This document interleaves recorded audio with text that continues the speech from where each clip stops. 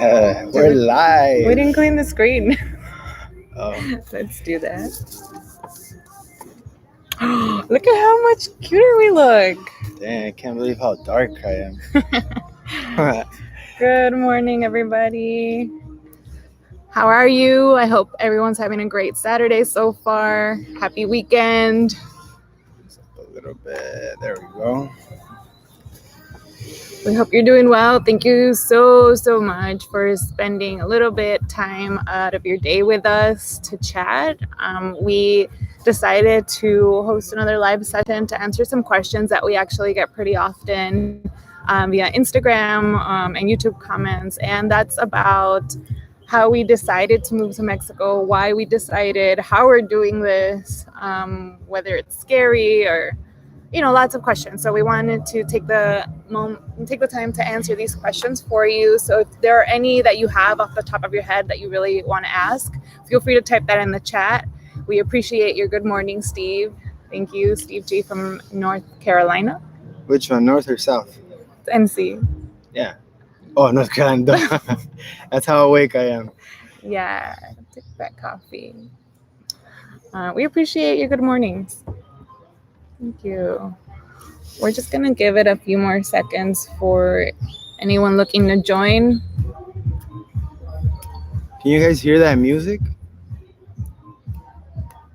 I guess that's one of the issues with Mexico. You can't really control the music or the sounds around you.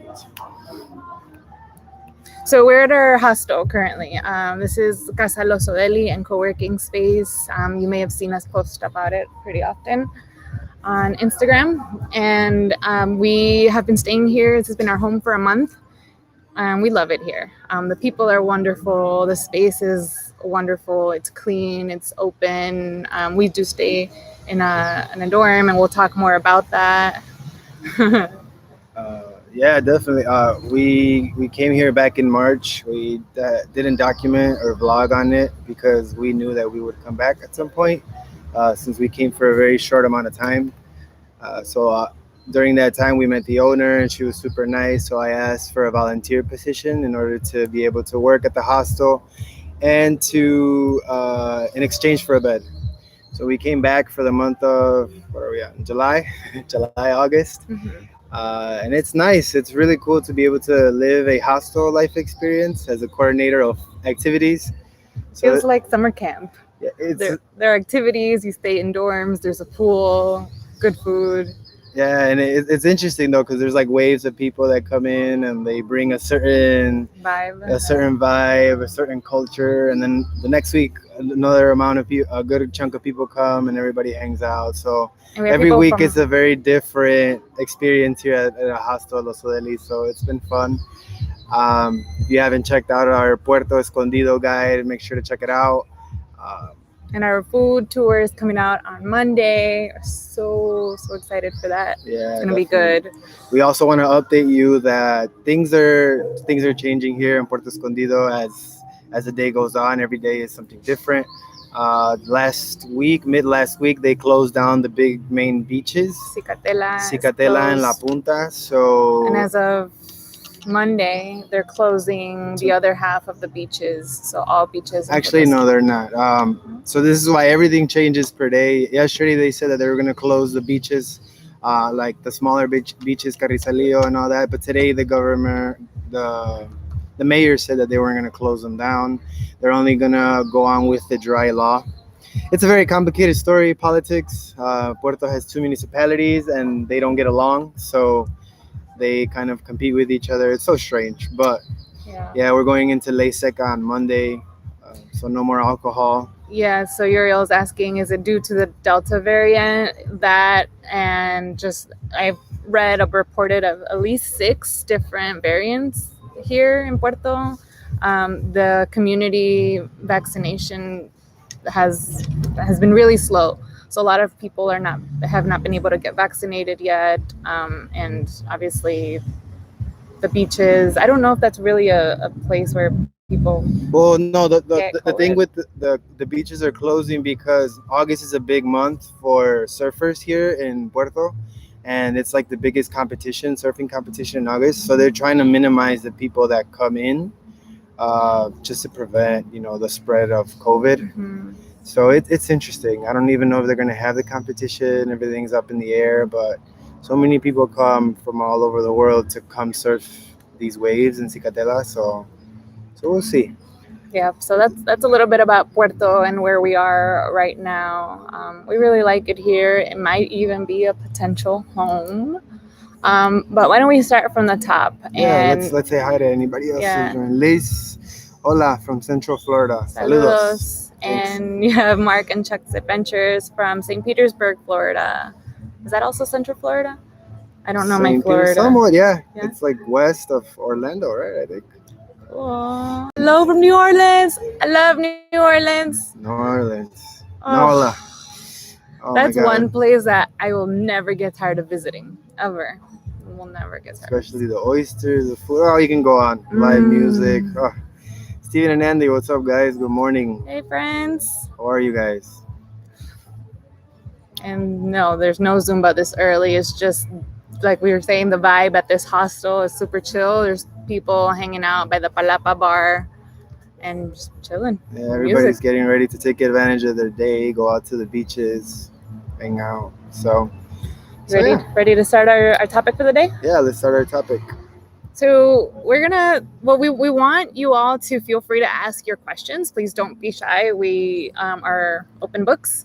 But we're going to go ahead and start by talking about why we decided to move to Mexico, which is like one of the first questions that we get, especially from family and friends and people who are curious about it. Like, why or what is it that made you take that decision? And so for us, there are a variety of factors that went into that. The first one is lifestyle. You want to talk about lifestyle a little bit? You can talk about lifestyle. Okay. So lifestyle is important because it's your day to day. Our dream is to live a life that we don't need to vacation from. And that means having access to a home that has more sporty activities, being able to meet up with people and go out to eat without spending so much money, and being able to be in open air, beautiful restaurants or patios or cafes.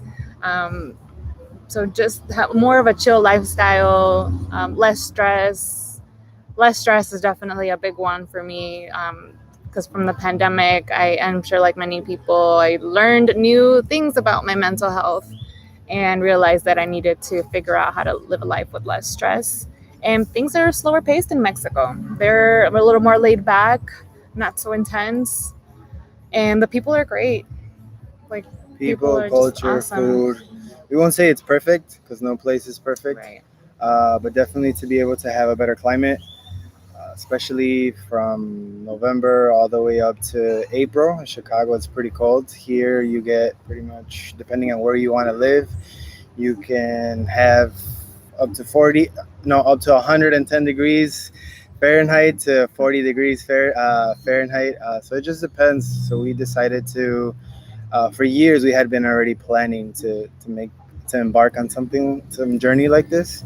So we decided, let's give it a shot to Mexico, our home roots. Yeah, and climate was a huge factor in that, and that we were like, we like winter, but we don't like it for 8 months out of the year, or like it just feels like eternal in Chicago. So we like all the seasons, but one of the ways I look at it as we can always visit for 2 weeks in the winter if we, want to miss that experience, or visit for a couple weeks in the fall, which is Kevin's favorite season. We can always visit. I'd rather live our every day in hot, humid, tropical weather than vacation here, like the other way around. And I know that's not for everybody. Humidity is a little tough. My hair feels it. My skin feels great. Yeah, it's the dry heat that tears you up. Yeah. But honestly, another influence, like coming out here, is that we would come out on vacation and meet so many Americans, Europeans, foreigners in Mexico living comfortably, living a lifestyle that we would like to have. And we have Mexican roots in us, and we used to ask, like, wait, why not us? Why If is they it can do it, that why can't we do it? somebody from like Russia, Brazil, they're like hanging out in Mexico and they're enjoying it, and we're out there busting our butts, and why can't we do it? Why can't we have a similar lifestyle? So you don't know until you live the experience that you're able to see how you make it happen, how you make it work. And like I said, nothing's perfect. Mexico isn't perfect either. So we're learning, we're gonna start to share more experiences with y'all. So yeah, those are our main factors. We Health, figured, safety. yeah, that we weren't going to be the only ones looking for a warmer climate, a more laid back lifestyle, and a place that we could also feel safer, both health wise, mental health wise, and physically. So to find one place that can meet all of those things is really hard, but we're on a mission, and that's why we're traveling Mexico and exploring cities that we find interesting. We even accept recommendations. Like, people have recommended Querétaro. So they've told us you have to check out Querétaro. It's an up and coming, developing city. There are lots of expats there. I don't know if that's definitely a good or a bad thing, but it's worth checking out. So we plan to spend a month or so there too, getting to know. Yeah, we were there for a day trying to get to Puerto Escondido, and it was nice. A lot of people say it's the Silicon Valley. Actually, Uriel is the one who mentioned that it's the Silicon Valley of Mexico. There's a lot of tech companies moving into Querétaro, so it's nice to see an industrial side, but not such a big city, at least to the extent that we saw in a day. But we'll see. We'll check it out. I personally not a huge fan of dry heat, but yeah, I don't know. We'll see. We'll check it out. So how we prepared for the move is our next subject. Jenny in 2019, 2018. 18. I mean, we had already been talking about moving abroad somewhere. But it was always vague. Like, But it's maybe always we vague. can live in Spain or we can live in Brazil. And then we went to Colombia, and we were love this Colombia. close to moving to Colombia, and then the pandemic hit. And then the pandemic hit. So Jenny had already drawn a board for Merida, for us to move to Merida. She put set dates, things that we had to accomplish, and we had that board in our room. I believe in vision boards, and it was on a whiteboard so that we could draw and adjust make as adjustments needed. as we go. Yeah. So the very first thing was to pay off our debts. We didn't have a lot of debt, but we had a card loan. I had some college loans to pay back. A couple of credit cards, because you get married, you go out, you go vacation, and you just swipe. It wasn't crazy debt, but it was just things that we had to get over first, get over that hurdle, so we can start planning financially to make this move. Right. So we're talking about 2018, leading all the way up to 2021. So actually, our initial plan was to leave in 2020. Yeah. But again, pandemic. But that gave us additional time to build more savings. We were able to accomplish our debt payoff goals by, I think, the end of 2019. Mm-hmm. So by 2020, we were on track, and it allowed us to save. So in preparation for this, we made sure to pay off our debts, save as much as we can, and then make sure to spend less than we make. Yeah, and then 2020 hit, so COVID had us staying indoors, and our vision board grew even more because we had more time to focus on how we were gonna plan to make this move. Mm-hmm. So here we are, 2021. We finally took the leap and decided to make this happen. Also in 2020, we decided to tell our parents, hey, we're gonna move to Mexico in 2021. At first it came out as a joke. Yeah, ¿qué vas a ir a hacer allá? Si tú no eres de allá, tú eres de aquí, right? Right. Actually, yeah, let's move into that question that we get often is, what did your family say, or what did your parents think? And that's a big question because our parents are immigrants from Mexico to the U.S. And here we are, U.S.-born children of Mexican immigrants, now doing the reverse. And I was really, really nervous to tell our parents because I thought they were going to be upset. I thought they were going to lecture us about, all the sacrifices they've made to raise us in the U.S. But here are some of the thoughts that we shared with them in terms of, wanting to justify why we made this decision. Well, first of all, they said we were crazy, like you said. My mom said, you're not even from there. Why are you going there? But that's her way of trying to keep me home. Mm. And most of all, they were concerned for us, worried for our safety, but we're worried for their safety too. Well, the thing is, like in Mexico, you get, I mean, in the Chicago or just United States, you get a lot of propaganda from the media saying that Mexico is really dangerous. All the news that gets reported back home in Chicago, it's crime here, somebody died here, somebody got killed here, people missing, and I mean, it's not a lie. People do get in situations where, you know, the outcomes are bad. But then you come to Mexico and you hear, or just jump on Facebook and you see 25 shootings on Friday in Chicago, 30 just misfired shots that hit a innocent bystander. So it just depends. I guess being able to experience Mexico and be able to learn a little bit more about the culture, the community, you tend to learn, you know, how media gets used to be able to send out a different message. And I mean, there's issues, there's violence, there's problems everywhere, and so far we've learned that depending on where you want to live, if you adjust, you're healthy, you're respectful, you don't get into problems, you don't go buying drugs and things like that. You know, you're gonna be fine. That's the thing. Safety, of course, is a big factor for us, and in our experience in Chicago, a lot of the violence and crimes are target victims. Almost randomly, like there isn't really, you know, like if you're involved in this kind of stuff, you'll you know, it'll be bad, like there are carjackings, shootings, and it happens in many places. Not to give Chicago a bad rap, not that it doesn't have one already, but the chances of being a victim of something random, I feel personally, that are higher in Chicago versus certain places in Mexico. And I won't say, like we said, it's not all of Mexico. Not all of Mexico is super dangerous. Not all of Mexico is super safe. But it's about finding a balance in a place that we at least feel comfortable in. Yeah. So why not another city in the United States? So yeah, that is another question we get. So why Mexico versus like another city in the United States? Like it comes down to the culture.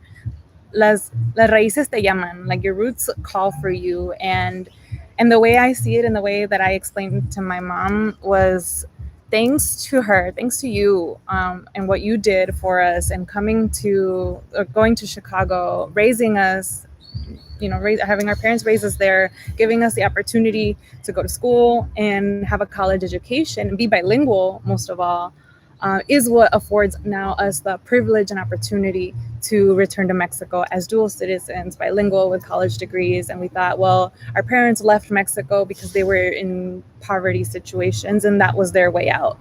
And for us, we have the privilege to not just survive, but live a life that can actually be fulfilling. And I'm eternally grateful for our parents for that. And I hope that moving to Mexico and showing that it is still possible to have a good life in our heritage country, hopefully will inspire them to retire here. We want them to retire close to us so that we can be close to them again. Otherwise, we'll always visit Chicago, of course.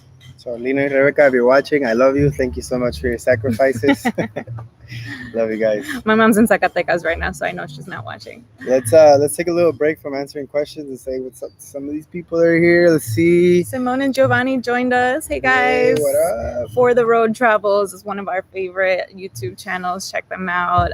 They're really wonderful people. Simone is from South Africa. Giovanni is from Mexico, and they just have a really cool channel. When we started vlogging, we kind of started together, and in Playa del Carmen, we got the opportunity to meet up, and it was such a beautiful night. We hung out. It was awesome. So if you get a chance, check them out. They're dope. Yeah. Ken Doyle 110. Hello from Texas. What's up, Texas? Good morning, Texas. What's up, Texas? Thank you so much for watching our videos. Ali, so glad you created this channel and acting as a great role model for others interested in such amazing countries. Greetings from Northern Canada. Wow. Canada, eh? Thank you so much, Ali. I see you comment a lot on our videos. It means the world to us. For you to consider us role models, you know, it's huge. Thank you so much. We appreciate that. We just hope that we can shine a light on Mexico and be able to show other Mexican Americans or anybody in the northern parts of America that Mexico is a place for you, for everybody, as long as you respect the culture and live here, um, and embrace the surrounding area. So thank you so much. For the road, yes, we are big believers in vision boards too. Good for you guys for making these moves. Thank you guys. Cheers Thank you. to that. Cheers Thank to you. that, Steven and Andy. You guys too use whiteboards. That's awesome. Yes. Yeah, not me. That's all Jenny right there. I'm just a creative guy that's super unorganized and figures out. But we complement each other. I'm very methodical, logistical. I draw plans, blueprints, and Yeah. it works. Oh, look, your mom is on. Rebecca, te quiero mucho. Saludos. Hi, suegra. Mixtux. Do your parents ever go back to visit Mexico? Yes, actually, my parents just visited San Luis Potosí last week. And my mom's in Zacatecas right now. We're actually going to go meet her up next week.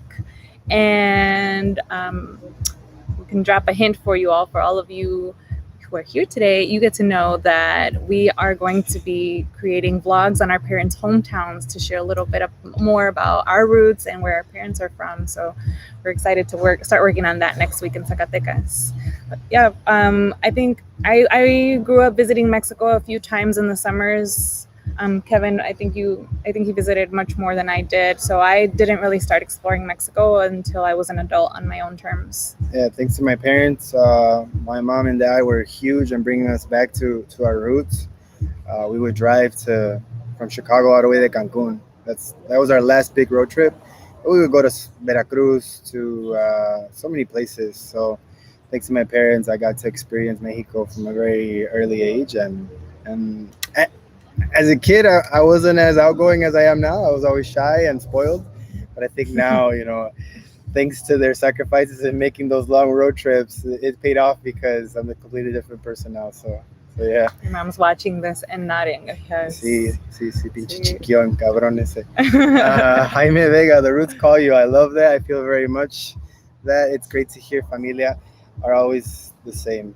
Thank you so much, Jaime. Of course, roots are important, and it's always important to get to know yourself so that you can develop and leave some sort of mark in the world. Uriel, my parents retired, went back to Mexico, and their mental health really changed for the better. I hope that my parents see that we're successful out here and maybe join us. Wink, wink. Yeah.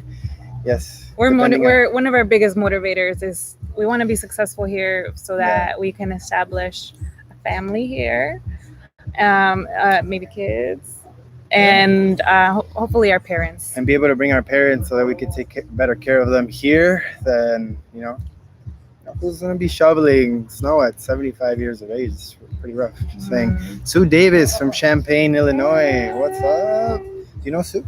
I don't know Sue, but I went to school in Champaign, Illinois. ILLINI. Good to hear from Champaign. Actually, one of our hostel mates here who was born in Champaign.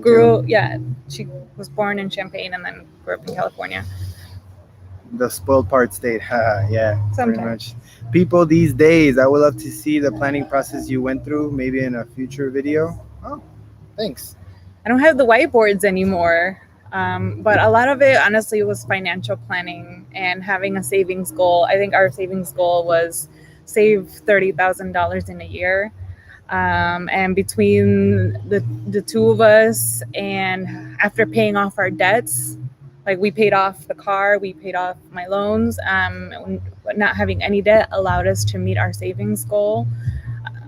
But it was saving a lot. Yeah, it was that we're talking about spending way less than what we were making. And, I was fortunate to have a very good job as well, a good employer that took care of us. So yeah, that was Speaking a big challenge. Of having a very good job, what was it like to quit your job? Quitting my job? It was rough. I am a person that gets very attached really quick to either places, homes, jobs. During and after college, I worked for a nonprofit in Cicero, Corazon Community Services. Shout out to them. I see that they're doing really good in social media. So I worked there 8 years since I was 18. and from there I went to a different employer, and I worked for this employer for 6 years. So every time that I've left a job, you build attachments to people, you build so many friendships, you establish a community. And for me, it's rough. And even like traveling in Mexico, like if we stay at places 3 weeks, like we were in Veracruz for 2 months, and damn, it was hard to leave. Like I was hanging out with family, we were eating delicious food, gathering Saturday and Sundays. Then we took a bus to Oaxaca, and I was super sad. Like I didn't think I was gonna be that sad. But yeah, like now we're gonna leave here, Oaxaca, Los Odeli, and it's rough. So it was really rough for me to leave my job. It was tough. What did your parents say about you leaving your job? Oh man, my parents thought it was crazy because of the benefits. The benefits are great. The pay was great. But ultimately, we wanted to make a sacrifice to make sure that this dream never lived just as a dream, that we can make it a reality. You don't want to live with what ifs in life. What if I had done this? Or what if I tried this? And we're blessed and fortunate enough to be able to take this opportunity. So we said quitting my job is part of it. Y pues que me mantengan, chingas madre. I mean, my job is as fun as it looks, man. It's tough. My new job is working for YouTube and making YouTube content.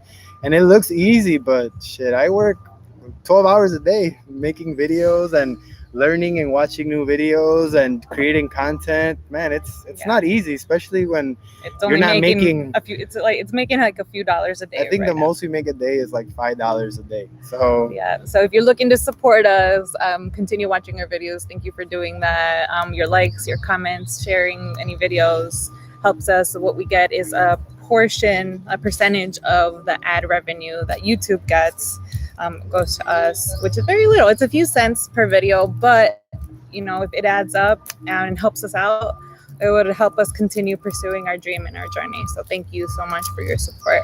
Definitely, Steve. My Jeep Wrangler 2012 is for sale. That's not for sale, but it's still back at home in the storage. It's being stored. I miss it. I can use it here in Mexico, but I don't know if it's worth transferring it. There are lots of fees. It's something like $5,000 every 6 months just to keep up with the visa for the car. Sorry, I have to correct you. No, it's $6,000 to make it a dual citizen, to make it Mexican. So I'm not sure if $6,000 is worth transferring from the United States. What if I want to go back to Chicago and take the Jeep back?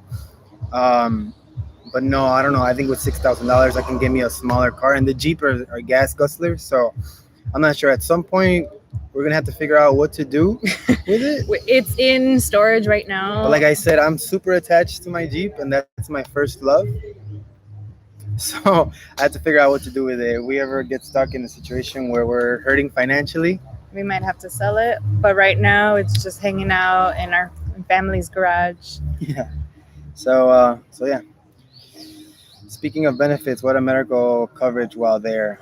We haven't picked up a medical insurance yet. I did research a lot of insurance coverage options, but the more I researched, the more I learned that there wasn't really one that was worth paying, that was going to be any more cost effective than just paying out of pocket. So because health services are so affordable here, we get by with paying out of pocket. If we need to see a specialist, it usually doesn't cost more than $25 for the visit. Medication is really affordable. So we're doing fine with being uninsured and just having access to the public health care and paying out of pocket because, like I said, it's super affordable. Luckily, we haven't had huge issues. Back in February, March, I had issues with kidney stones. So in Veracruz, we went to a public hospital and they just did some tests, analysis. The most they paid was $25 for special care, x-rays, ultrasound. In Merida, it was a little bit more expensive. It's actually $35 to meet with a specialist. It all depends, though. This is one thing that we also need to do a little bit more research in. Every city has different specialists. Not all city has all kinds of healthcare, so that's kind of a challenging part. So that's another reason why Puerto Escondido is closing, because they're out of ventilators here. They only have two hospitals, a private and a public one.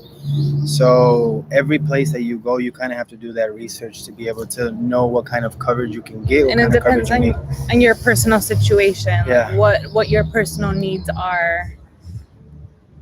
Definitely. So for me, it's being able to deal with my chronic pain and having access to a therapist who is knowledgeable in my condition. And so far here is one of my favorite. Shout out to Dolores. She's my massage therapist and she's wonderful. She helps with my fibromyalgia, which is a chronic pain condition. So for me, that's honestly the main thing. And I do a lot of physical therapy here. And I wasn't paying more than about $10 for a physical therapy session. It's really good. So affordable. More questions. Jesse Fonseca, how do you get your dual citizenship? We actually have a video on that. We have a 3-part series on how to get your dual citizenship. It would be a long process to explain right here. It's a 10-minute video. But just to give you the gist of it, we got dual citizenship for being the children of Mexican-born parents. So all we had to do was take our parents' birth certificate, their ID. We took our parents with us, which is, if you want to get into the weeds and the details of the requirements, definitely check out our videos. But we were able to do it thanks to having parents who were born in Mexico. So it's part of the lineage, heritage policies that they have to allow foreign-born. We're considered foreign-born Mexicans to the Mexican government. Mm-hmm. Next, you want to go back to the outline? Sure. I think there are more questions. What was the hardest part of making this move? Question from Sarai. I think depending on who you ask, we might have different answers. Yeah. Do you want to go first? I'll go first. Mine was comfort. I had a very comfortable life back in Chicago. Friends, family, food, good job, good pay. It's a great city. I mean, it's home. It's always been my home, Chicago. So comfort for me. That's my hardest part. Kind of breaking that comfort and going out of the comfort zone and trying to figure out things for survival, and not having my mom and dad to help me in situations like, hey, how do I fix this or how do I fix that? So yeah, damn, I guess I've been spoiled at my 33 years of age. Holy shit. I would call you spoiled just because I come from a very different experience. I grew up more independent, making my own decisions, and I've lived abroad twice before. I studied abroad in Spain for a semester. I studied abroad in Ecuador for another semester. So with those experiences, I was familiar and comfortable with picking up and just leaving to another country. It was harder back then, I think, because it was the first time, and when we were dating, it was just hard to be apart. But now that we're together, it's great having each other. I have my best friend with me at all times, and I love that. But I guess the hardest part for me is blocking out the noise of people who ask, or not ask, but like maybe want to imply that you're not making the right decision or don't believe in what we're doing. And that's okay. We understand that everyone's going to feel differently about it, and we respect that. But it does sometimes get a little challenging to cut out the noise and stay focused on what we want to accomplish. Because when people start planting doubts in your mind, those things can become real. When they say, well, what if your ideas fail, or what if it doesn't work out? And even in the worst case scenario, even if those things were not to work out, we have the privilege of having 2 passports, and we can always go back to the States if Mexico doesn't work out. Maybe not Chicago, maybe somewhere warmer, but we're okay with taking this risk right now because we don't have a lot to lose. True. So yeah, at the end, that's fine. Can you talk about immersing yourself in the Mexican culture as Mexican Americans? Is it a challenge in terms of speaking Spanish and knowing enough of the culture to fit in? Wow, that's a great, awesome question. Let me read it again because This is good. This is gold right here. Can you talk about immersing yourself in Mexican culture as Mexican Americans? Is it a challenge in terms of speaking Spanish and knowing enough of the culture to fit in? Do you want to go first? I'll start off. Let me give it a shot. Yeah. Right. So when we first came to Veracruz in January, my first experience, I went to go get a haircut, and everybody, like my grandmother and family members, are like, "Oh, just say your accent's from somewhere else." Right. I go get a haircut. I sit down at the barber shop, and I'm talking to this guy. He's like, "Hey, so where are you from?" I'm like, "Oh, I'm from San Luis Potosí." And this is in Veracruz. In right? Veracruz, yeah. And he's like, "Yeah, no, you're not from there." I was like, "What?" He's like, "Yeah, you're not from there. Where are you from?" I was like, "No, I'm from San Luis." He's like, "No," in Spanish. We're talking in Spanish. Ah, pues no, pues dilo, cuéntalo. He's like, "Ah, sí." And he's like, "Oh, pues, ¿cómo fue que? No, tú no eres de San Luis. ¿Por qué? ¿Por qué dices eso? Es que yo conozco el acento de San Luis Potosí. Y el tuyo no Y el es. tuyo no es de ahí. ¿Por qué dices que yo soy de San Luis Potosí?" I was like, you know, What like, are the chances? what are the chances? So that's one of the first experiences that I had, and I think coming from straight from Chicago, we don't use Spanish all the time.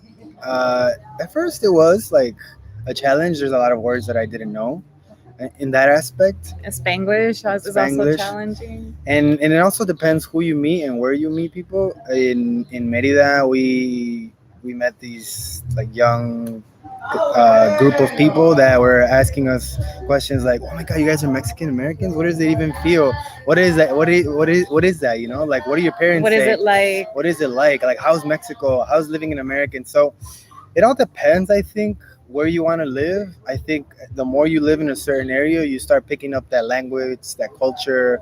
As long as you immerse yourself in it and not just live with other foreigners. And obviously, we love the local experiences. So I love to talk to everybody. Like if I can get invited to una fiesta de un pueblo, un rancho, that'd be awesome. But I think for me, just in general, because I love to talk to people, get to know new people. The experience has been great. Like there isn't a situation where like, pues this is un americano, es un pocho. Certain people do call us pocho. I don't know. I'm not a huge fan of the word, but I don't take it offensively. I just feel like I embrace my Chicago roots. I always say that I'm from Chicago, but I can also be from Veracruz. I could also be from San Luis, given the circumstances that I learn and respect the culture and try to immerse myself in it as much as I can. And that's my experience. I And think. people are usually very welcoming. Like even locals, like Kevin was saying, they're usually pretty curious to learn about us, and we love sharing. We love talking to people. So we're honest. We bring our whole selves, and we say, yeah, we grew up over there, but we were raised with Mexican culture. We grew up eating huevos con salchicha for breakfast or frijoles con huevos, like Frijoles de la olla. yeah, like tacos de nopales. My mom makes nopales every Friday, gorditas. Like they're super sometimes surprised to find out how much how Mexican we actually are, having grown up over there. And for us, it's like normal because that's how we grew up. But it's fun, I think, learning and having like cultural exchanges from people, and we learn slang from people. They teach us like what's normal, what dating is like here, and how that's different from in the US. I love cultural exchanges. I learned so much about the world and about Mexico. So we've had a good experience so far because we talk to everyone, foreigners, locals, and we love just learning about people. And I think people appreciate that. Yeah, So I think so. Yeah. they tend to be pretty nice to us. And sometimes it kind of like throws people off too. Like right here at the hostel, they have dancing on Friday, and like we came out dancing salsa, and they're like, "Oh, damn, these people, these Americans know how to dance." Or the other day, one of the locals here is like put a norteño, and we started dancing norteño. Like, oh, you guys know how to dance norteño? And I was like, well, that's all I knew. Yeah, and it goes to show how Mexicans in Mexico don't really know what life is like for Mexican Americans in the States, especially in Chicago, where banda and tamborazo and norteños, they're big. It's popular. Yeah. So that's the beautiful experience of this whole being able to share this with y'all and being able to kind of display that in our YouTube that's what we're all about, showing local culture, being able to show how we immerse ourselves in the communities is next. Once we kind of settle into a community, we're definitely going to be able to provide more local experiences into how we help communities grow, what we can share and be able to provide to communities as well. Because it's not just, oh, vacation this, vacation that, and meet this, meet that. We also want to be able to be part of a community and be able to help them grow by offering our skills and resources. We grew up in a community that was lower resourced, low incomes, low socioeconomic status, but we benefited a lot from community initiatives, community outreach. So that's something that we plan to continue being involved in. Wherever we settle as home, we hope to be involved and give back in some way, shape, or form. Thank you all for your comments. Keep them coming.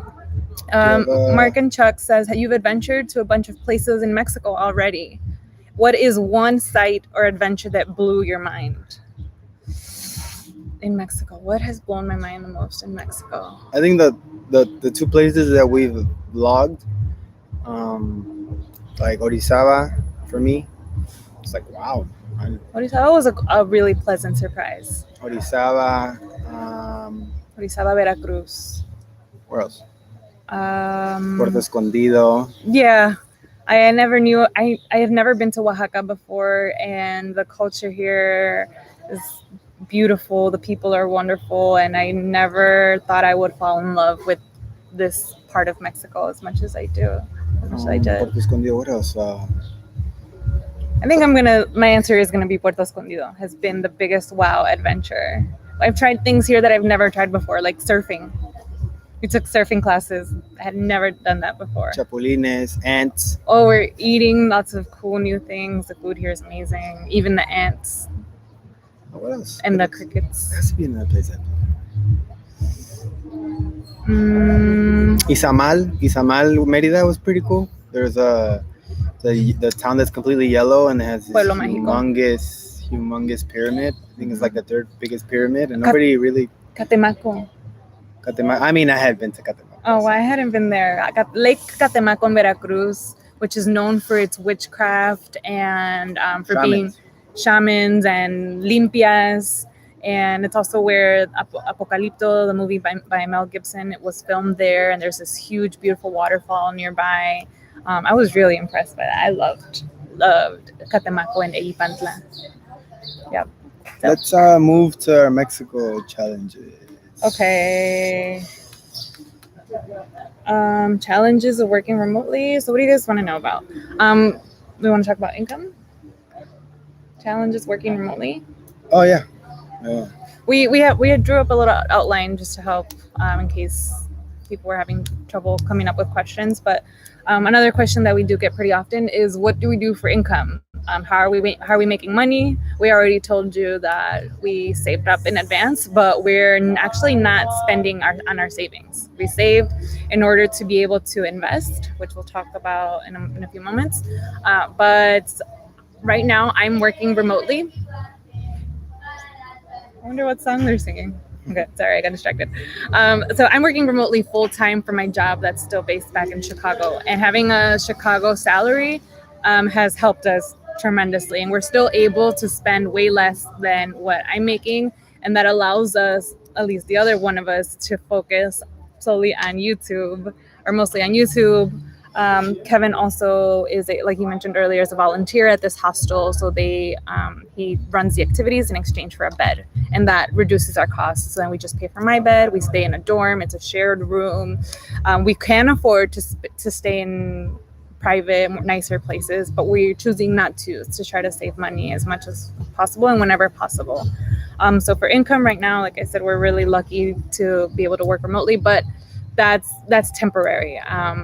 My job is not going to let me stay on forever living in Mexico, but I told them that I'm moving through here and I'm planning to stay here for however long that is. I don't know, nothing's forever, but hopefully when that time comes that I need to leave my job, hopefully we can start our investment. We're thinking about starting a business, and then the next chapter in life begins, and that's going to be a whole nother risk.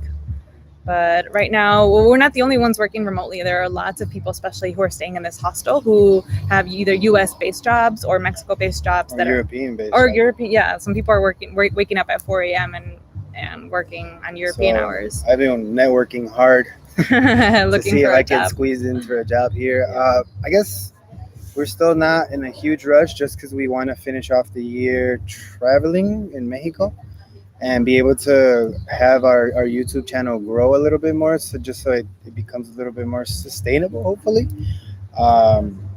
So we're kind of going that once Jenny in December comes, if we have to switch spots, and I work remotely and she runs the YouTube channel, and we'll do that. But we'll see. We're gonna give this YouTube opportunity our all as much as we can for the following year, and see where we go from there. Like I said, it's a lot of work. It's at least 8 hours a day of work, 6-7 times a week, no benefits, bad pay. We're hoping it grows enough to at least pay back the equipment that we purchased. Yeah, the equipment's expensive, but you know, at the end of the day, it's fun, and we love sharing with you all, so it's okay. But other ideas to answer your question, Daniel, any ideas for jobs you can work remotely? We've thought about the possibility of teaching English online. There are several platforms to teach English on an hourly basis, or even just tutoring English. I'm not a teacher by background, but we both have college degrees, and a lot of them really just ask for college degrees. Others may ask for like a TEFL certification to teach English as a foreign language. Other ideas, I mean, there's freelance work, but it's less reliable. I think the most reliable thing is teaching English online, and that was going to be my fallback if my job didn't let me stay on remotely. Question from DJ El Rey del Sur. Hello, saludos. What would you say to other Mexican Americans looking to make the move to Mexico? I would say organize your ideas, your goals, your dreams, align them with your financial plan, and as long as the numbers work for you, if the numbers work for you, then you can outweigh the pros and cons and give it a shot. Why not? Just give it a shot. Say you can't do a year, do 6 months, not 6 months, 3 months, but give it a shot. Give yourself that opportunity. Don't live with that desire of wanting to make a move like this and regretting it. I have a buddy who I play basketball with who actually just went to Tampico, and he's there for 3 months. I actually don't know how he's doing, but hey, he took a risk, and it's all about taking a risk as long as you have the opportunity to do so responsibly. So that's what I would. Yeah, I agree with that. Assessing your comfort level of risk. And even if you're not comfortable, like Kevin wasn't, making a plan, and even if you don't follow the plan, it's nice to have a plan so that when things go wrong, you're at least a little more prepared, or if things don't go the way you thought, you've at least thought it through, and that helps. So in addition to that, I would say feel free to test it out. Go for a few months. You don't have to commit just yet. So when we did January to May, we knew we wanted to move, but we hadn't fully invested in fully transitioning to Mexico. Now that we're here the second time around, because we went to Chicago in June. This time around, we bought the one-way ticket to Mexico, and we don't plan to go back to Chicago anytime soon. Like, we're all in now. We're here to figure it out. And a lot of times that's really just what you got to do. You have to trust the process and trust yourself that you will figure it out. It's okay not having all the answers. Yeah. I feel you. I'm a couple of videos into my Spanish bilingual channel, and it's so much work, and I've invested so much into my channel, but I love it. Yeah, it's being bilingual and speaking Spanglish in your videos. At least our approach, it's tough because we want to make sure that you make subtitles in English and you make subtitles in Spanish. Because the minute you start talking Spanglish, you're going to lose some of your viewers because they don't understand your English words, or you're going to lose some of your English viewers that don't understand the Spanish words. So, yeah, it's more work, but it's a lot of work. It's fun. It is fun. It's fun work, but it is work. Yes. I just subscribed on this Spanish channel. I love watching your video. Thank you. Thank you so much. Soy Patricia Garcia. Thank Saludos. you. We really appreciate you. I think we missed a comment or something earlier. Sue, thank you for your comment. She says, I appreciate your down-to-earth personalities. Your content is relatable even to someone 20 years older. I love to hear that. That's really sweet. We try to bring our whole selves. We're not trying to be someone we're not. So hopefully that, you all, I'm glad that some of you can resonate with that. We really appreciate you for that. And then Byron Walker says, if it doesn't work out in Mexico, I love Lima, Peru. The Peruvians would welcome you. I love Peru. I would live on at least close to the coast of anywhere. Another option we were wanting to move to was Cali, Colombia. Guess why? Salsa. Because it's the world capital of salsa. Oh, we loved it there so much. Yes. What is El Rey del Sur? I also wanted to mention to make a move, look into hostels. Just make sure they have good comments, good reviews. Like this Los Odeli hostel, it's amazing. The minute you walk into this place, you make friends. You probably don't ever want to leave. I know in a United States, hostels sometimes isn't like the first option when going somewhere. But here at Los Odeli or other hostels, you pay $10 a night for a bed, sometimes less.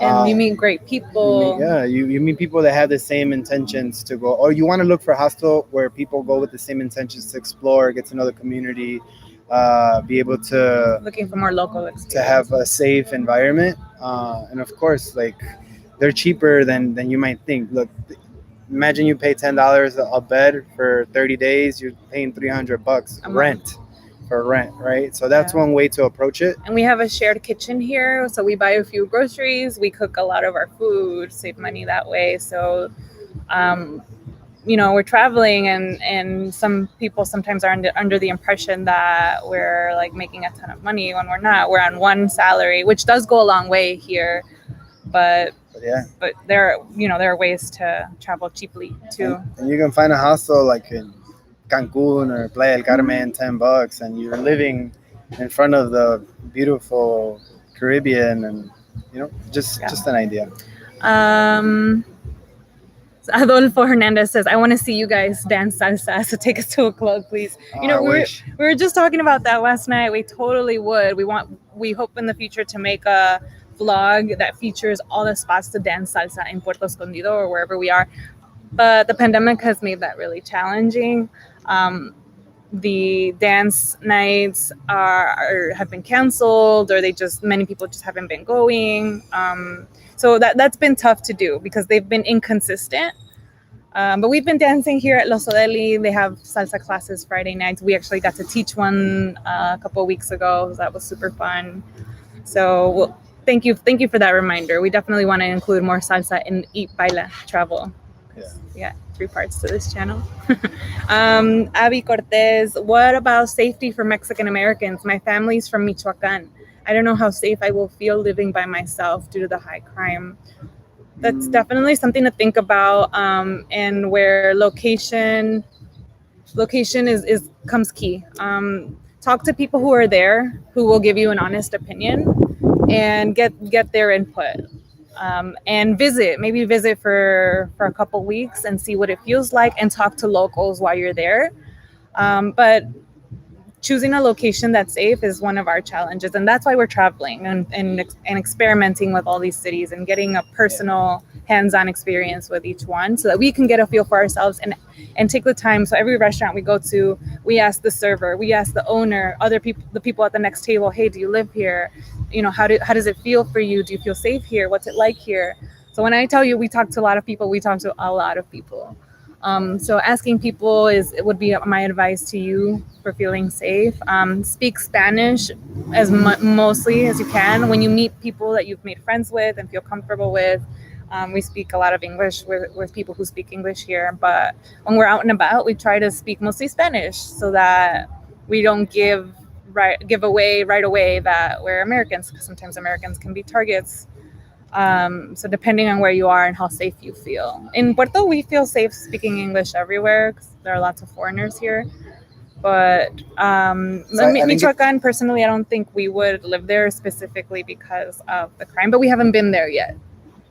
There was a guy here from Michoacan. He works for Cirque du Soleil. He's from Michoacan. He lives in Michoacan, and he works from Cirque du Soleil. So he was telling us that the main city, honestly, I don't know which one it is, the big one.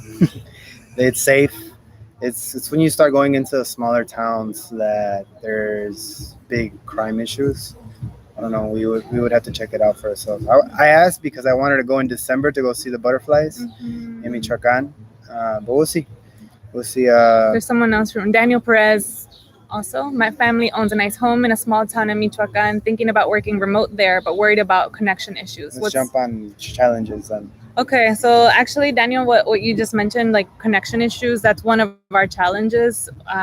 Living in Mexico. Living in Mexico, you never know where the internet might be great or where it might be unstable. Try to get a speed test from someone who is there. So if you have family there, have them go to speedtest.net, I think is the website, and have them send you a screenshot of what the speed looks like there. You can always ask hostels or hotels or Airbnbs, wherever you're going to stay, ask them for a speed test and have them send you a screenshot if you need to know in advance. In Puerto Escondido, for example, the internet is really unstable. Like the infrastructure is an issue for the internet here. Escondido internet is trash. Yeah, but there are a small handful of places in Puerto that actually have really good internet, and this hostel is one of them. Casa Los Odeli has the best Wi-Fi in the whole city. I don't know how the hell they do it, but they were somehow able to get the infrastructure on their block. Like a 5 gig 4K video here, I loaded up in like 5 to 10 minutes. Anywhere else, we're talking about. We have better internet here hours. than we did in Chicago, but we can't say the same for all of Mexico. So wherever you're looking at, I mean, try to get that speed test. Yeah, definitely. Like Veracruz and Acayucan, there was very low internet. Orizaba had a little bit better internet. Merida has good internet. It all depends where you go. It really just depends where you go. So it's important to check beforehand, especially if you're working remotely, so that you're not running into connectivity issues. And that's another challenge in Mexico too. Any instant, the tower of the internet can just go out, and then you're screwed. Like here in Puerto Escondido, there was one day the internet was out in the whole town, like all of it. Nobody had internet access. So if you're working that day, rough one. It can happen. Yeah, it can happen. So, but those things, internet outages and power outages happen in the States too. It's not like it's unheard of. There was a nice comment from Soy Patricia Garcia. I'm moving in December with my long distance partner of 4 years who lives in Mexico. Yay. And my family doesn't really support me, but your words of encouragement help. I don't want to live regretting it. Yeah, living with regrets is something we definitely don't want to do either. So it will be challenging when your family feels differently, but hopefully when they see that you're happier and that you're thriving, hopefully they, will say, well, okay, that's if it's the best for you. I hope that it works out, and I'm sure it will. So cool. Part of Chicanos is vlogging about Mexico. Of course, you have a new perspective from someone who doesn't have roots in Mexico. Thank you so much, as you represent. You're welcome. We're happy. Actually, that was one of the reasons that we felt inspired to create a channel, because we used to watch a lot of travel vloggers, and we found a few that we could relate to, but no one who looked and talked like us that could share similar experiences being Mexican American. So we thought, why not? Like, maybe we can help contribute to that. So if any of you are thinking about doing it, we need more.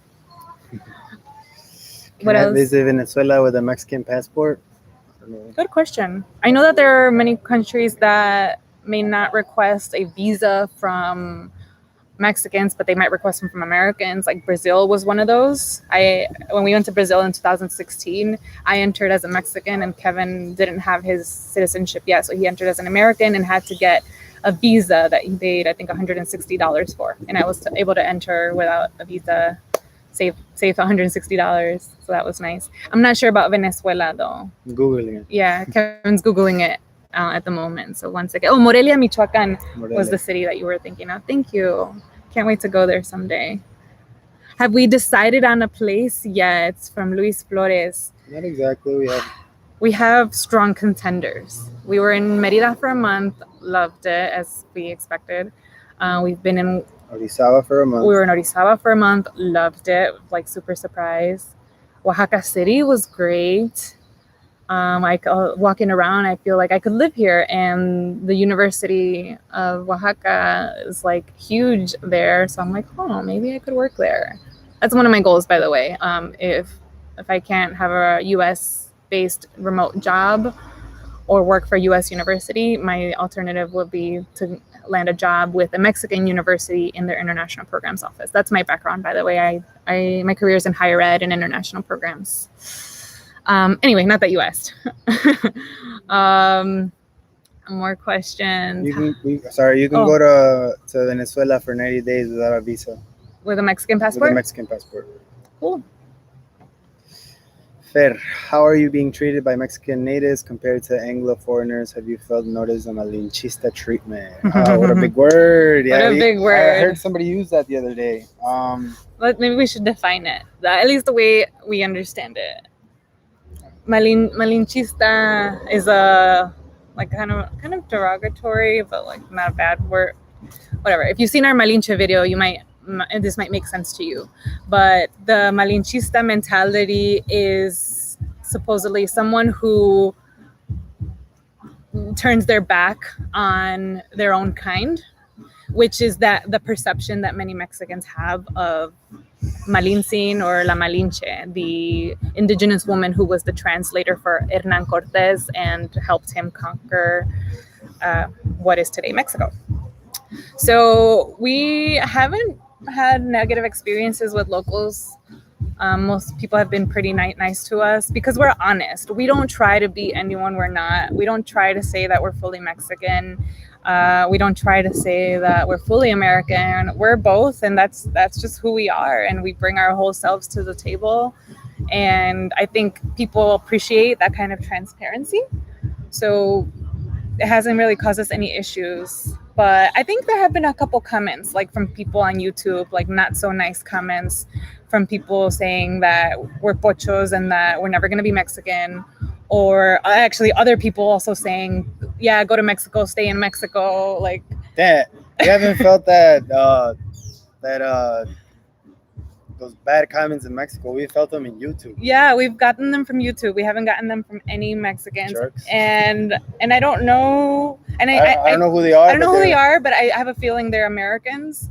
And I just kind of read that and I'm like, whatever, your opinion doesn't faze me. So I am who I am, and that's what it's gonna be. But thanks for your question. Did we get a prenuptial agreement? No, we didn't. Should we have? Do you know what that is? That's when you separate your finances before you get married. So when you get divorced, not important. I don't know. Yes, you can visit Cuba. Yeah, you can for beach life, the dry arc of Panama. Read the question. For beach life, try dry arc area of Panama. It's beautiful. Coronado is a short drive from Panama City and Panama. Cool. We'll give it a shot. You can visit Cuba and Venezuela with a Mexican passport. Thank you, Luis. We're reading these out because we realized last time that the comments don't stay on the video recording. So we're going to make sure we read them out loud. I enjoy your channel. Have you been to Jalapa? Daniel, no, we have not. We were so close, so we were in Orizaba, but we decided not to go. We'll definitely go back because I'm a huge coffee lover, and Jalapa is the place for coffee. I'm going to scroll back up because we missed a question from Patricia. How do you deal with recording inside a restaurant or in stores? Do you ask for permission or just record? That's a great question because we normally ask for permission because, well, not permission. Oh, yeah, permission. And we ask if we can feature them. That way we could also promote our channel at the same time. And promote their food, their location. We should usually just ask, you don't mind if we record, right? And so we'll do our part and they'll kind of watch us do our part. And then we'll go up to them after we've recorded our food part and talk to them, talk about the channel. And if they're open to it, give a quick hello or a quick greeting or something. Luis, I freaking hate when people call me pocho. I agree. It's derogatory, but for anyone who doesn't know what pocho is, a pocho is a person who was of Mexican descent, grew up in the States, and often speaks very little Spanish. There are identity crises sometimes for some of us who are told that we're not Mexican enough or that we're not American enough and that, we're not ni de aquí ni de allá, and we also feel like we belong to both. It's a strange place. Anyone who's a hyphenated American, you know what I'm talking about. That you feel like you're both, but neither one at the same time. So we just let the whole pocho name calling like go over our heads because we don't care. Like people are gonna call us names, and at the end of the day, it matters how you feel and who you are. I feel you though, Luis. Yeah, it's not nice, but try not to let it bother us. Have you guys gone to Guadalajara, Chapala? I want to move to Chapala. We've been to Guadalajara for 2 days. Had a lot of tequila. But we didn't have enough time to make it to Chapala. We didn't But have enough time. we will definitely be going back. Xcaret, I'm proud of you guys for embracing your background, Mexican American. I'm from Chicago. Yes. All day, every day. Take it in the blood everywhere I go. Luis Flores, good to hear that I'm not the only person that feels that way. Yeah, man. You're not alone. There's so many of us out there. Want to get ready to close? I think we've kept you all long enough. We want to let you go enjoy your Saturday, so we'll start wrapping up now. I hope that we answered all of your questions, and if you come up with any more, feel free to comment on the video. It is going to be available as a recording. Again, we're also happy to engage on Instagram and chat there. We look forward to chatting with you in comments and any of our past or future vlogs. We appreciate your support from the bottom of our hearts. You all keep us encouraged. You all keep us motivated. So it really means the world to us to have your encouragement. Yeah, thank you so much. Just to give you guys a couple updates, I finally opened up a bank account in Mexico. So we have a bank account now. So we're going to try to roll out a video on how to open up a bank account in Mexico. In order to open up a bank account, I also needed 2 identifications, my passport and a driver's license. So I also got a driver's license, which is a completely different show. So as we go through these processes of how to get a driver's license, how to open up a bank account, we'll be making vlogs, how-to vlogs for any of you who are planning to make the move to Mexico, so that you're prepared and not making the same mistakes we made. Yeah. Well, it's not even really mistakes. It's just say you don't waste time. Like driver's license was a thing that I spent 2 days like trying to figure out, and then the bank account too. Like we went to the bank and I was in line for 2 hours, and I get to the teller and he's like, "Oh, well, you need another identification," and I didn't have another identification, so boom, there went 3-4 hours of my day standing in 90-degree weather. Shit. But yeah, well, those things are coming up.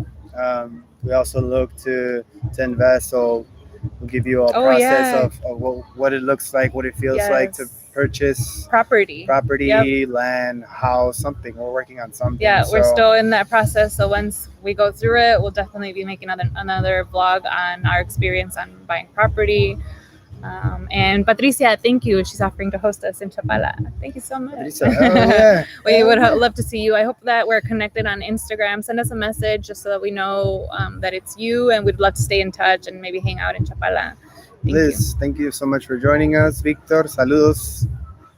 Thank amigo you. Victor, that's you, right? From Mérida? Yeah, that's you, bro. Saludos. Yes. A mi gente yucateca.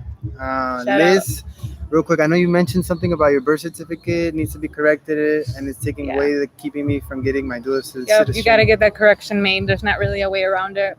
Yeah, and my dad's birth certificate doesn't have his abuelos paternos and marinos. I don't know if that matters so much. That shouldn't be as much of an issue. No, it's just your birth certificate has to align with your parents' birth certificate names. Most important, your names and your parents' names. So yeah.